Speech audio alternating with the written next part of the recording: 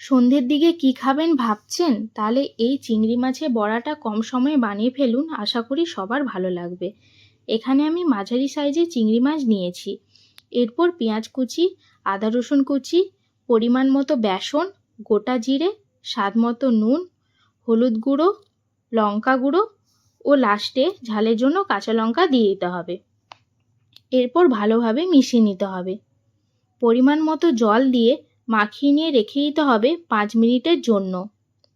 এরপর কড়াই বসিয়ে কড়াইতে পরিমাণ মতো তেল দিয়ে দিতে হবে। তেল গরম হয়ে এলে এরপর চিংড়ি মাছের বড়াগুলো একে একে ভেজে নিতে হবে। ভাজার সময় গ্যাসের আঁচ কমিয়ে ভাজতে হবে, যাতে বড়াগুলো ভেতরটা ভালো করে ভাজা হয়। এরপর লাল করে বড়াগুলো ভেজে নিতে হবে। লাল হয়ে বড়াগুলো ভাজা হয়ে এলে কড়াই থেকে তুলে নিলেই রেডি আমাদের চিংড়ি মাছের বড়া।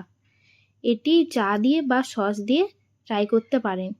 আর এই রেসিপিটা একবার ট্রাই করে দেখবেন, আশা করি সবার ভালো লাগবে।